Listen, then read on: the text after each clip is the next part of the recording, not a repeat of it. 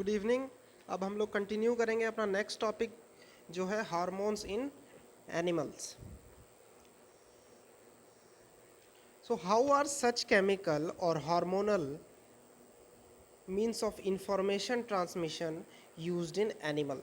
अभी तक हम लोगों ने प्लांट ग्रोथ और उसमें हार्मोन्स की बात की थी, अब एनिमल्स में बात कर रहे हैं।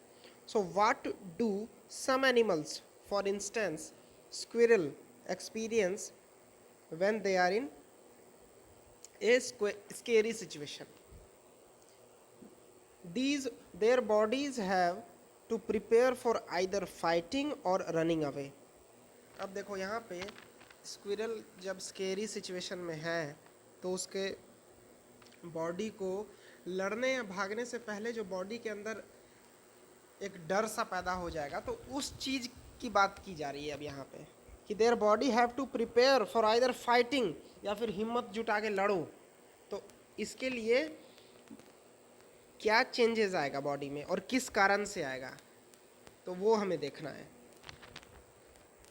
Both are very complicated activity that will use a great deal of energy. कौन सा? ये running fighting. So great deal of energy in a controlled way.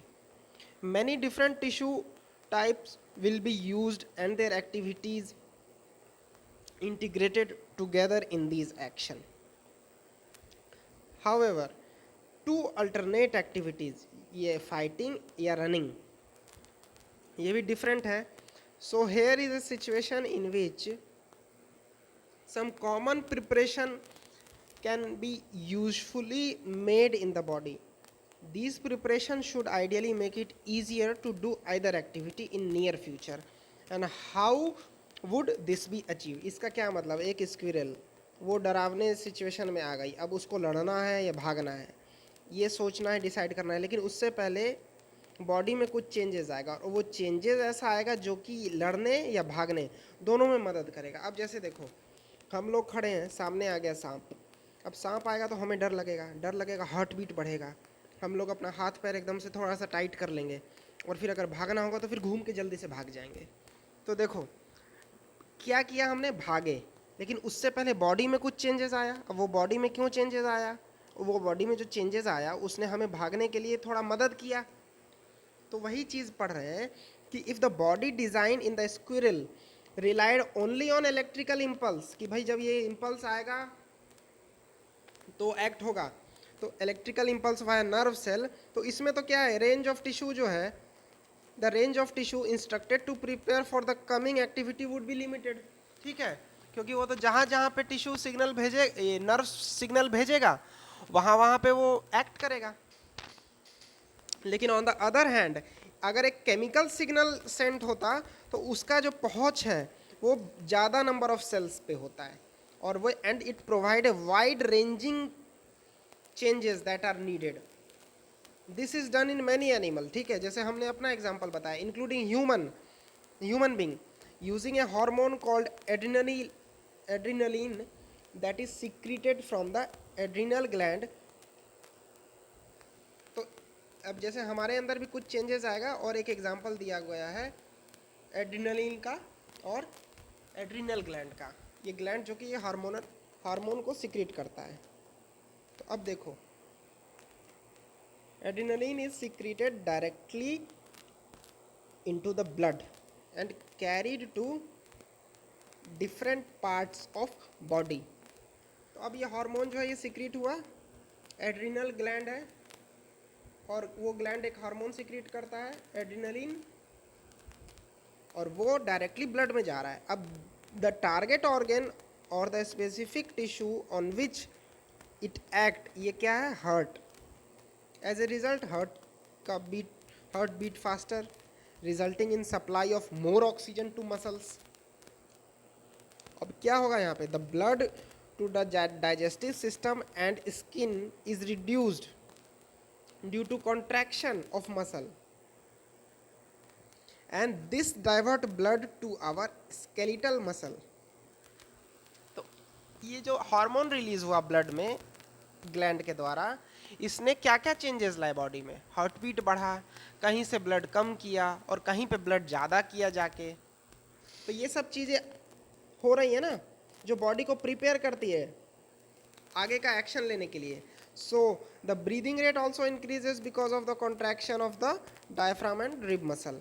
All these responses together enable animal body to be ready to deal with the situation.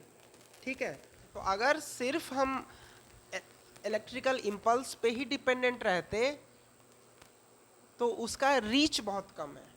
लेकिन हम लोग अब chemical signals पे भी dependent है साथ में, जिसका एक वाइड रेंजिंग रीच है और मल्टीपल रोल अभी प्ले हो रहा है उस केमिकल सिग्नल के द्वारा, जो कि इलेक्ट्रिकल सिग्नल इतना कंट्रोल नहीं कर पाता.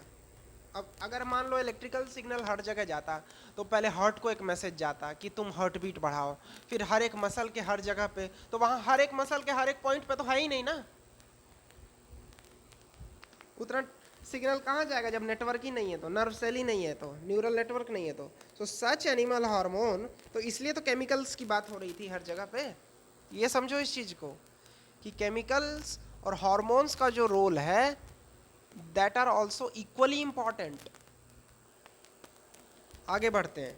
सच animal hormone are part of endocrine system which constitute a second way of control and coordination in our body. तो endocrine system में glands और hormones, ठीक है, और वो hormones control करते हैं चीज़ों को. अब देखो यहाँ पे remember that plant have hormones that control directional growth. ठीक है, कौन सा plant का हार्मोन है जो कि डायरेक्शनल ग्रोथ को कंट्रोल करता है, याद करिए.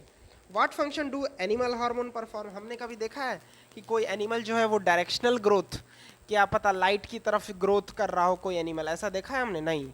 लेकिन जब हम थोड़ा और फोकस करेंगे तो हम ये देखेंगे कि हमारे बॉडी में भी जो ग्रोथ है वो कोई ऐसा नहीं है कि कहीं भी कुछ भी हो रहा है. ठीक है, कभी देखा है कि फेस पे फिंगर ग्रो हो रहा है? नहीं होता ऐसा ना.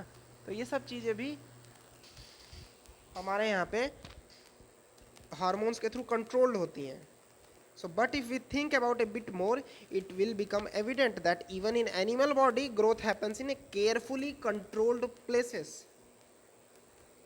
ठीक है, design of body is carefully maintained even during the growth of children. अब देखो ये क्या है हमारा endocrine gland in human beings, male and female का ग्लैंड का पोजीशन. देखिए pineal gland, pituitary, thyroid, hypothalamus, parathyroid, thymus gland, यहाँ पे भी देख लीजिए same. Then pancreas, adrenal, testis in male and ovary in female. अब ये एंडोक्राइन ग्लैंड्स का पोजीशन, और अब हर एक ग्लैंड कुछ ना कुछ हार्मोन्स रिलीज कर रहा होगा और वो हार्मोन कहीं ना कहीं कुछ एक्शन परफॉर्म करवा रहा होगा हमारी बॉडी में. ठीक है, तो अब देखो यहाँ पे, और कंट्रोल एंड कोऑर्डिनेशन कर रहा होगा. So let us examine some example to understand कि हार्मोन कैसे हेल्प करता है.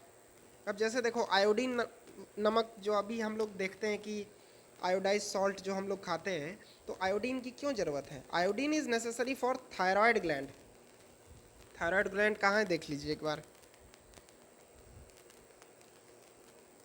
अब ये थायराइड ग्लैंड क्यों? क्योंकि टू मेक थायरॉक्सिन हार्मोन. अब थायरॉक्सिन हार्मोन प्रोड्यूस होता है थायराइड ग्लैंड से. ठीक है, इसके लिए आयोडीन हेल्प करता है. थायरॉक्सिन करता क्या है? तो thyroxine regulate carbohydrate, protein and fat metabolism in the body, जिसके कारण बैलेंस्ड ग्रोथ मिलता है. तो अब देखो iodine is essential for synthesis of thyroxine. तो अब देखिए एंडोक्राइन ग्लैंड में एक ग्लैंड है थायराइड ग्लैंड. अब थायराइड ग्लैंड का एक हार्मोन रिलीज हो रहा है उससे, वो क्या नाम है उसका? थायरॉक्सिन.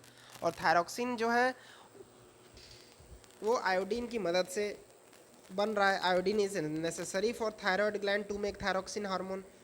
तो और थायरॉक्सिन हार्मोन करता क्या है? तो वो कार्बोहाइड्रेट फैट प्रोटीन को मेटाबॉलिज्म में हेल्प करता है और best balance for growth provide होता है. So iodine is essential for synthesis of thyroxine. अब देखो in case iodine is deficient in our diet, there is a possibility कि हमें गॉइटर बीमारी हो जाए.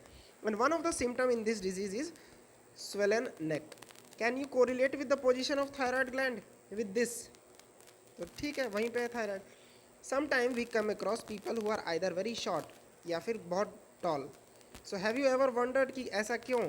तो क्योंकि growth hormone is one of the hormone secreted by pituitary. As it name indicate, growth hormone regulate क्या करेगा? Growth and development of the body. और जहाँ डेफिशिएंसी होगी वहाँ फिर ड्वार्फिज्म आएगा। So you must have noticed dramatic change in your appearance as well as of your friends as you approach 10 से 12 साल के एज में, प्यूबर्टी एज में फेशियल हेयर ग्रो होने लगता है। तो अब these changes associated with puberty are because, क्यों? क्योंकि secretion of testosterone in males and oestrogen in females. तो testosterone in males and oestrogen in females के कारण हम dramatic changes in appearance notice करते हैं। और ये अब हम लोगों को ये endocrine glands in human being है ना, ये सारा पोजीशन आपको याद रखना है, और वो कौन कौन से हार्मोन सिक्रीट करते हैं और वो क्या क्या चेंजेस लाता है। So do you know anyone in your family जिसको डायबिटीज़ है? दे माइट बी टेकिंग किसका इंजेक्शन? इंसुलिन का इंजेक्शन। और ये क्या है? This is a hormone which is produced by pancreas. लेकिन अगर किसी बॉडी में पैनक्रियाज वो इंसुलिन प्रोड्यूस नहीं कर रहा है तो लोगों को बाहर से इंसुलिन का इंजेक्शन लेना पड़ता है। और ये पैनक्रियाज जो है, एंडोक्राइन ग्लैंड है, ये इंसुलिन प्रोड्यूस करता है जो कि हार्मोन है। और ये क्या काम करेगा? It helps in regulating blood sugar level. ठीक है, ब्लड स्ट्रीम में शुगर लेवल अगर ज़्यादा हो जाता है तो पैनक्रियाज को मैसेज जाता है कि भाई इंसुलिन रिलीज़ करिए, ब्लड का शुगर बढ़ गया है। तो वो इंसुलिन रिलीज़ करता है और वो इंसुलिन जो है वो फिर ब्लड शुगर को मैनेज कर देता है। एक तरह से समझो कि इंसुलिन इज़ लाइक ए की टू ए डोर। चाबी लगी, दरवाज़ा खुला, सारा शुगर अंदर चला गया और ब्लड का शुगर नॉर्मल हो गया। अब अगर इंसुलिन ही सिक्रीट नहीं होगा तो ये ब्लड में जो शुगर जो बढ़ा हुआ है ये इस दरवाजे को खोल के अंदर नहीं जा पाएगा, तो ब्लड में शुगर का लेवल बढ़ा ही रह जाएगा। तो यही होता है डायबिटीज़ में। तो अब देखो, if it is so important कि हार्मोन जो है वो सिक्रीट होना चाहिए प्रिसाइज मात्रा में, तो अगर ज़्यादा हो गया तो कम करना और अगर कम हो गया तो ज़्यादा करना। तो ये कैसे पता चलेगा? इसके लिए फीडबैक मैकेनिज़्म होता है। और वो फीडबैक मैकेनिज़्म क्या है? अब जैसे यही शुगर का लेवल बढ़ गया तो ब्लड शुगर लेवल का ही मात्रा जो है वो फीडबैक देगा कि भाई अब बढ़ाओ इंसुलिन को। अगर ये कम हो जाएगा तो बोलेगा अब घटा दो, क्या ज़रूरत है इंसुलिन फेंकने का। तो इस तरह का चीज़ है। So as blood sugar level fall, insulin secretion is reduced. Simple चीज़ है। पैनक्रियाज एक ग्लैंड है, एंडोक्राइन ग्लैंड है, और वो क्या रिलीज़ करेगा? एक हार्मोन रिलीज़ करेगा। और वो हार्मोन क्या करेगा? कुछ फंक्शन परफॉर्म करेगा। और वो हार्मोन प्रिसाइज मात्रा में रिलीज़ हो इसके लिए एक फीडबैक मैकेनिज्म होगा। अब जैसे एग्जांपल दिया हुआ था इसमें शुगर का इन ब्लड, अगर ज़्यादा हो जाता है तो फिर वो ज़्यादा इंसुलिन सिक्रीट करेगा, अगर कम हो जाता है तो पैनक्रियाज कम इंसुलिन सिक्रीट करेगा। तो ये हो गया फीडबैक मैकेनिज्म इसका। तो हम समझ गए एंडोक्राइन ग्लैंड, उससे रिलीज़ किया जाने वाला हार्मोन वो किस न्यूट्रिएंट की मदद से बन रहा था। जैसे आयोडीन था थायरोक्सिन वाला, वो याद रखिए। और फिर वो जब प्रोड्यूस होता है तो वो क्या परफॉर्म करता है फंक्शन? मेटाबॉलिज्म कर रहा है, ग्रोथ कर रहा है, या फिर शुगर लेवल को मेंटेन कर रहा है, वो याद रखो। और फिर उसका फीडबैक मैकेनिज्म क्या है ये याद रखना है। जो चीज़ हमारे एनसीईआरटी के बुक में दिया हुआ है, एक एक पॉइंट हमें दिमाग में रखना है बिठा के। बस सिंपल चीज़ है। अब ये देखो, ये इंपॉर्टेंट टेबल है, इसमें हार्मोन दिया हुआ है जैसे ग्रोथ हार्मोन, एक ग्लैंड दिया हुआ है कि कौन सा ग्लैंड है, और ये फंक्शन दिया हुआ है कि क्या फंक्शन परफॉर्म करता है। ये सिंपल पढ़ लीजिए। अब एक बार इसका समरी देख लेते हैं। Control and coordination are function of nervous system and hormones. तो अब देखो, अगर कोई ये पूछ रहा है या बोल रहा है कि कंट्रोल एंड कोऑर्डिनेशन जो है हमारी बॉडी में, क्या वो सिर्फ नर्वस सिस्टम परफॉर्म करता है? तो आंसर होगा नहीं, सिर्फ नर्वस सिस्टम नहीं करता है, उसके साथ साथ हार्मोन्स भी करते हैं।